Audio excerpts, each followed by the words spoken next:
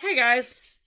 Alright, I'm back with Lost Superfoods. And this one is how to make Native American pemmican. And I'm going to hold this up there and hope I can get the picture so I can use it for the front of the video. Alright. This is by Lex Rooker. How to make Native American pemmican. Pemmican is a concentrated nutritionally, for some reason they had it hyphenated, I don't know why. Nutritionally complete food invented by the North American Plains Indians. It was originally made during the summer months from dried lean buffalo meat and rendered fat as a way to preserve and store the meat for use when traveling and as a primary food source for during the lean winter months. When pemmican was discovered by our early frontiersmen, explorers, hunters, trappers, and the like, it became a highly sought-after commodity. The Hudson Bay Company purchased tons of pemmican from the native tribes each year to satisfy the demand. The basic unit of trade was an animal hide filled with pemmican, sealed with pure rendered fat on the seams and weighing about 90 pounds. As long as it was kept away from moisture, heat, and direct sunlight, it would last for many years with no refrigeration or other method of preservation. There appeared to be two types of pemmican. One was a mixture of 50% shredded dehydrated lean meat and 50% rendered fat by weight. The other mixture was similar but contained 50% rendered fat, 45% shredded dehydrated meat, and 5% dried and ground berries by weight. The berries were typically Saskatoon berries, which grew in abundance in the Great Plains area and are similar to blueberries. There is much controversy as to whether the natives included the dried berries in the pemmican they made for themselves, or whether they added it to only the pemmican they sold to the Hudson Bay Company, because the white man preferred it that way. I'm of a mind that the natives consumed it both ways. The journals from the Lewis and Clark expedition clearly state that the Indian tribes they encountered consumed some berries, fruits, and tubers as part of their diet. It seems reasonable that the inclusion of some dried berries would not be out of character for the batches of pemmican made in late summer when ripe berries were available. Berries do not appear to be a nutritional requirement, and they increase the chance of spoilage. So the pemmican formula in this document is for meat and fat only and does not include them. Please bear in mind that pemmican is not a raw food, as the fat needs to be heated above 200 degrees Fahrenheit in order to release it from its cellular structure and drive out the moisture. It is therefore not recommended as part of a daily RAF or raw animal food diet. However, it is a useful compromise when one is traveling, for use as emergency rations or when otherwise high-quality raw animal foods are unavailable. It is important that the lean meat used in pemmican be dehydrated at a temperature below 120 degrees Fahrenheit, and a temperature between 100 and 115 is ideal. Temperatures above 120 will cook the meat and will severely compromise the nutritional value of the pemmican.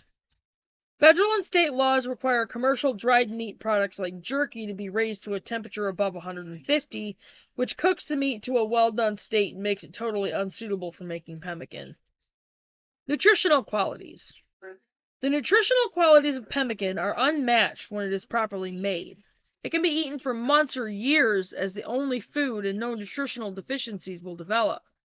Yes, that is correct. No fruits, vegetables, grains, or dairy products are required to maintain perfect health, just properly made pemmican and water. Lack of vitamin C and scurvy are often brought up as a concern.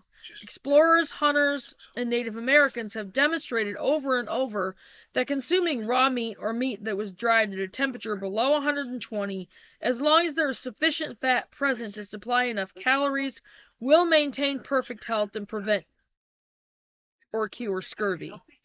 Those that consume salted and preserved meats, biscuits, and other processed foods, even when lemon juice is added to their diet, will often die from scurvy or other nutritional deficiencies. Calcium in weak bones is another concern. Due to the advertising of the dairy industry, it is believed that milk, cheese, or other dairy products are essential to maintaining good bone density.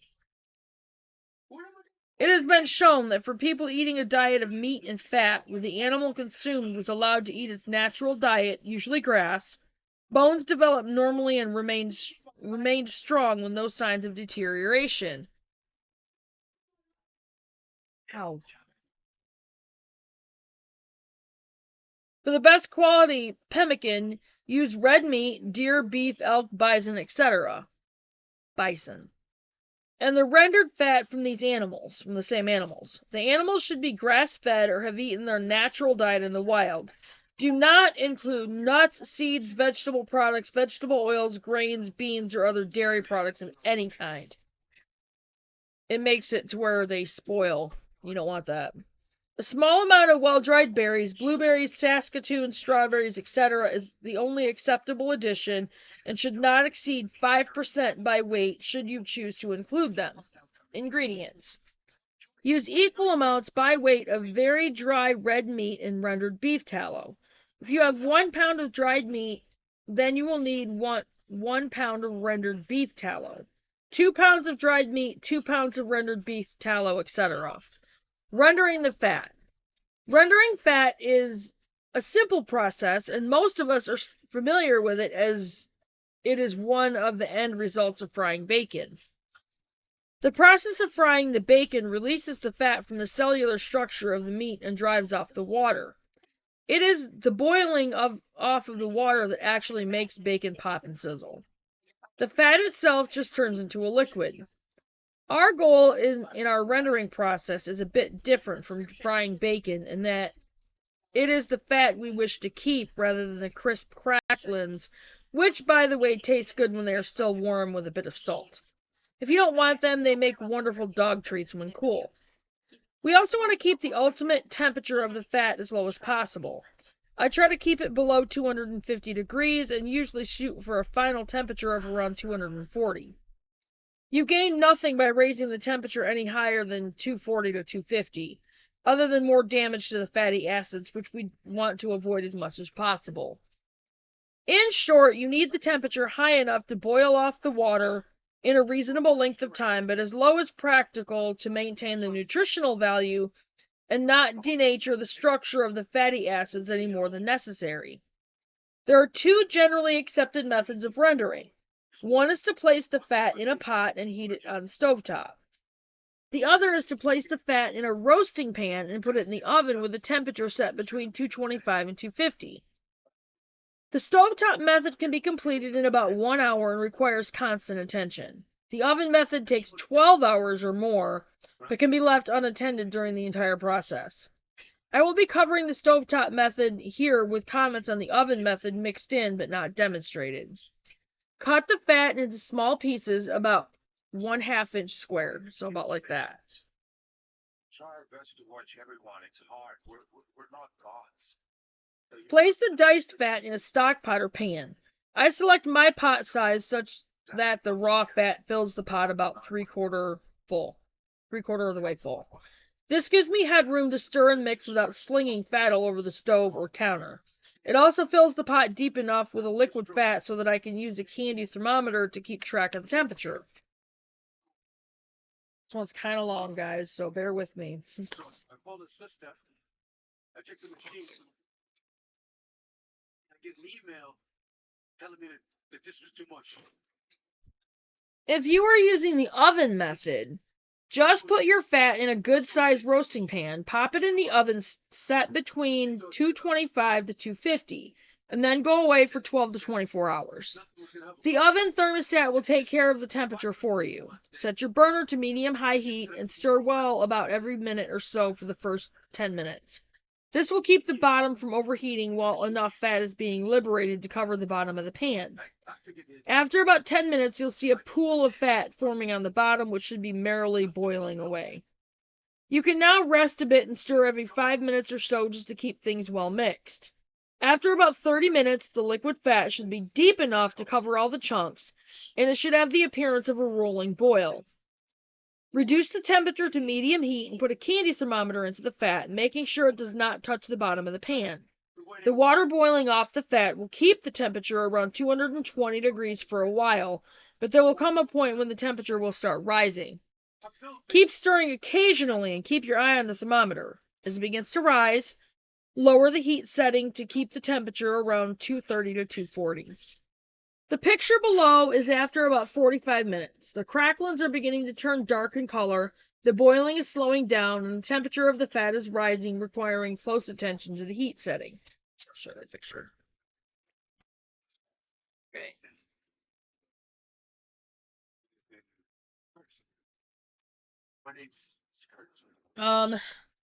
After about 1 hour, the major boiling action will stop, but there will just be small bubbles rising from the fat. I can't talk. 90% of the cracklings will be a chestnut brown color. The lighter chunks may have a bit more fat left in them, but it is not worth the effort to extract it.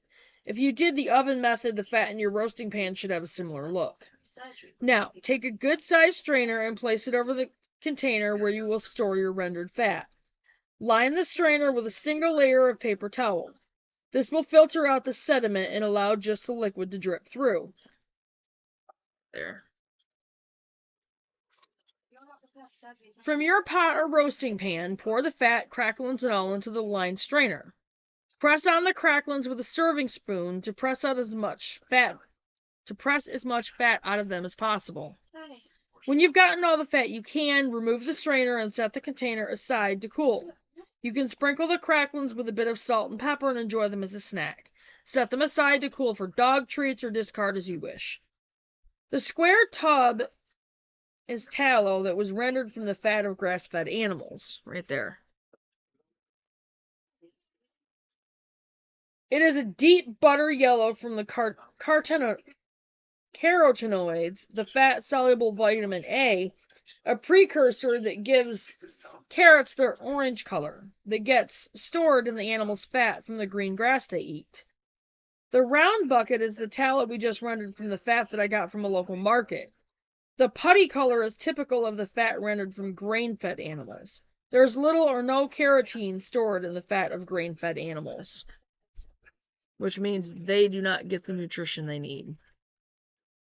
There is also a major difference in the fatty acid profile of grain-fed versus grass-fed animals. The grass-fed animal fat is between 25 to 50% healthy omega-3 fatty acids. The grain-fed animal's fat is only 2 to 3% omega-3. That's quite a difference. Omega-3 fatty acids are critical to the development and maintenance of our brain and nerve tissue.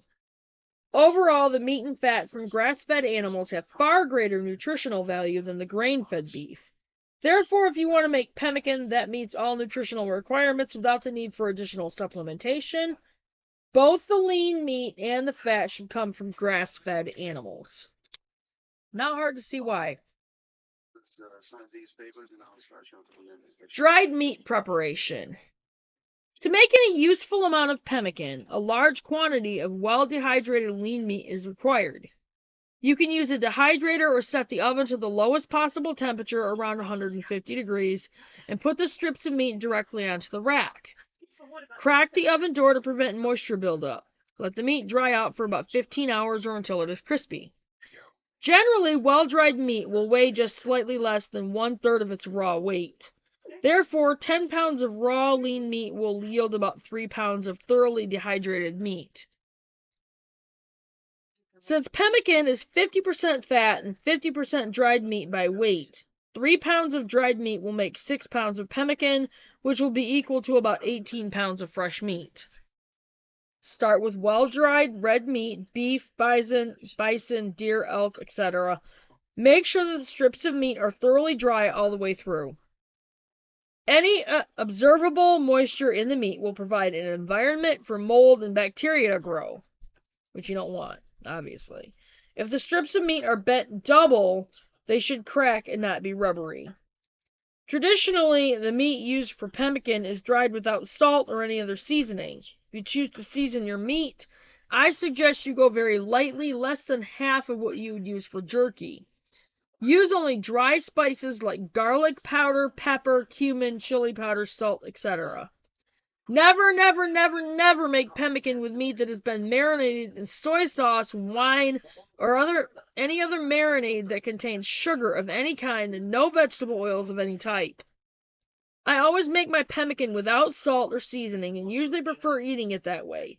But on occasion I sprinkle a bit of salt or steak seasoning on it at the time I eat it for a change of pace. Be careful. A little bit of seasoning goes a long way in the dense food. Grind the meat to a fibrous consistency like a fluffy but slightly chunky mulch. I use a meat grinder with the largest plate, biggest holes possible. The grinder is a large number 32 manual chop right with a 1.5 horsepower motor in place of the handle and fitted with a bean plate that has 3 very large oval holes. If you attempt to use a plate with small holes, 1/2 inch might work, 3/4 inch or larger is much better. The holes will clog the grinder and the grinder could lock up, and you may damage it. Feed one strip at a time and wait until the exit holes begin to clear before adding the next strip. If it is too chunky and not well shredded, run it through a second time. Alternatively, you can shred the meat either in a food processor using the steel blade or in a blender.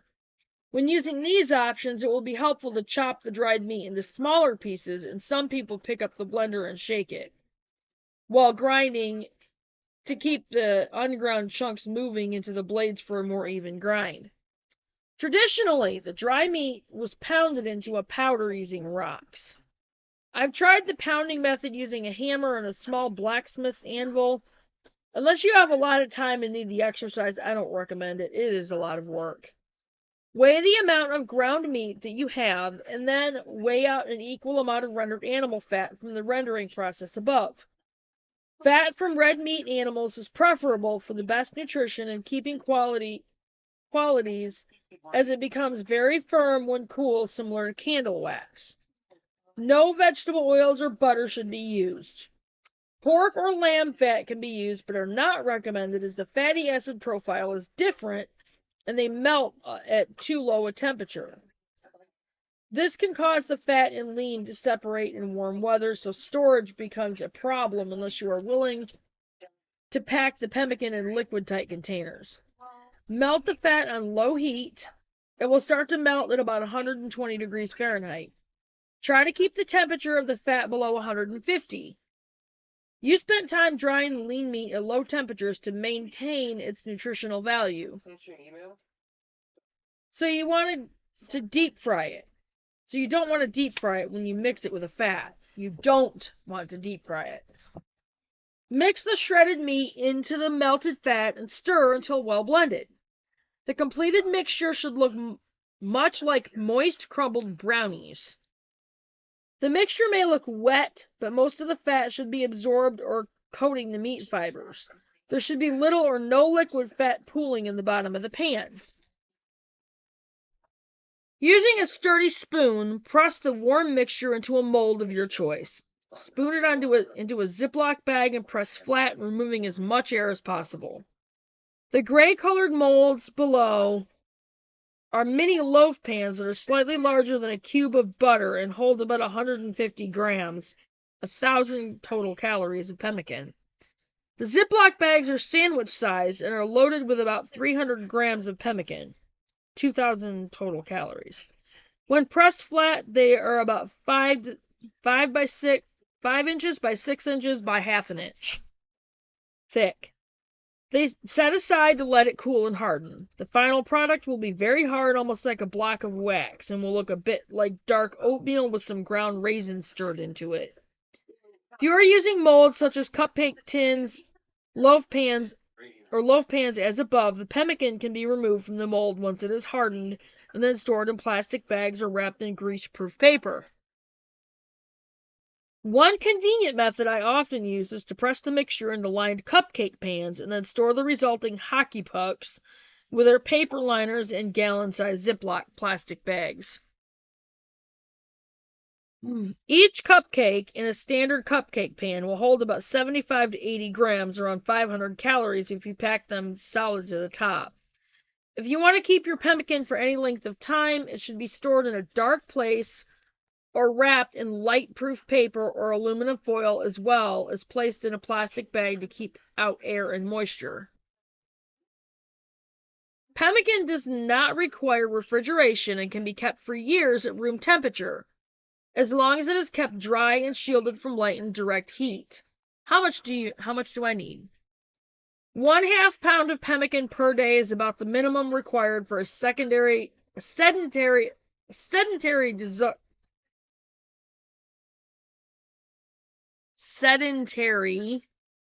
adult and provides about 1,500 calories. Someone doing light activities might find 3/4 of a pound to be more appropriate to their needs, and this would provide about 2,200 calories. Twice the amount or more could be easily necessary when doing hard physical labor, think digging ditches or mountain climbing. Pemmican is the perfect food for backpacking and hiking. 10 pounds of pemmican will easily sustain a backpacker for a full week. Providing 1.5 pounds of pemmican per day, which would supply 4,400 calories, enough to support strenuous climbing at high altitudes and cold weather. The same 10 pounds of pemmican would supply food for 2 full weeks of a leisure camping activities at 3/4 of a pound per day, providing 2,200 calories.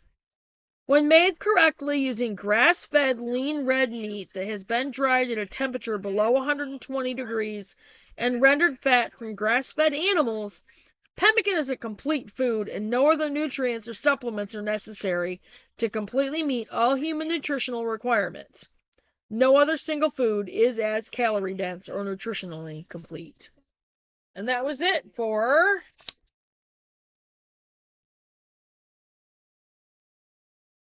that was quite a long one though. How to make Native American pemmican. And I will go ahead and get this up there and I will see you guys in the next video. See you in a few. Bye guys.